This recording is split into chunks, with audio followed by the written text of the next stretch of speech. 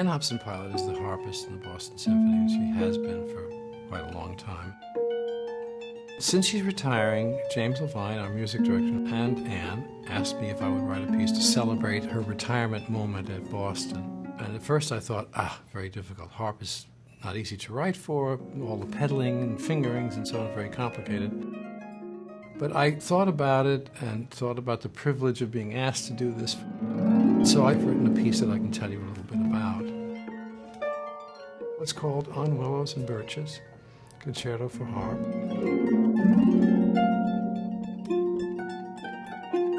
I came upon a quote from the biblical Psalm 135.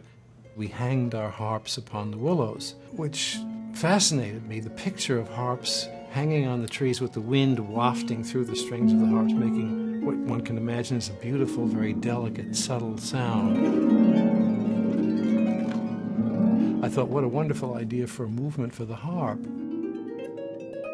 And so the first movement is called On Willows.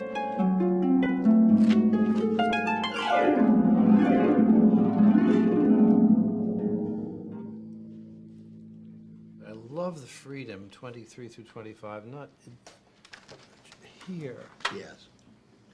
You mean it doesn't have to be synced? Well, I think it should be. You mind playing 23 and Oh, yeah. Just to... Beautiful piece.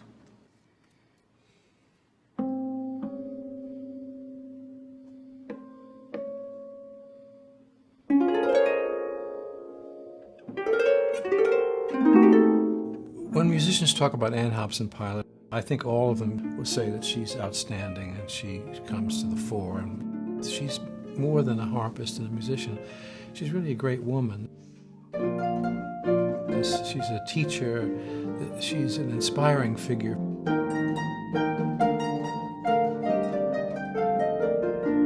The people that play the grace notes, even though it says two P's, bring that out a bit more. And if you take a little bit of more time there before you start the next part back again. She's a kind of a person that is a wonderful mentor for younger people. Very good. She has leadership qualities. Do it once very slowly, keeping your fingers down. There's a dynamism about her personality that makes her an invaluable asset in any musical organization.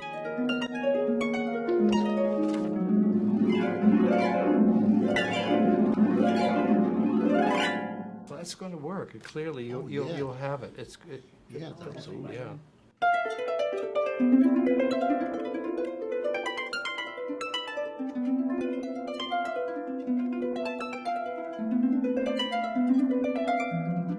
The idea of the second movement, which is called Birches, is to contrast Willows in the sense that it would offer a rhythmic vitality in contrast to this impressionistic or diaphanous kind of quality of the first movement. The orchestra of the second movement has declamatory responses to the harp material that the harp states, and the orchestra responds, and vice versa. I've always loved the Frost poem on birches and the idea of picture of the little boy swinging on the birch branches. You can imagine that when the little boy gets out on the end of the branch that it might swing back, and when the branch swings back it might make a noise.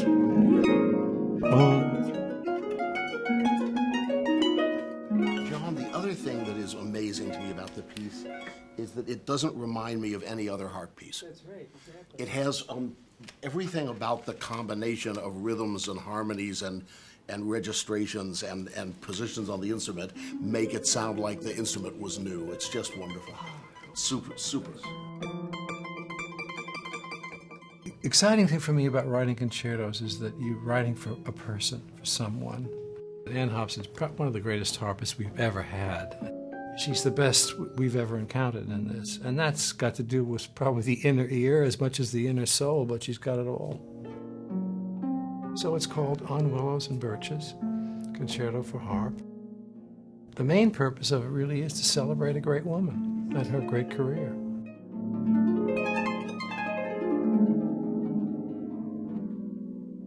That's a good shape. Oh, very good shape. Wonderful. That was a good day. You look happy. I'm ecstatic.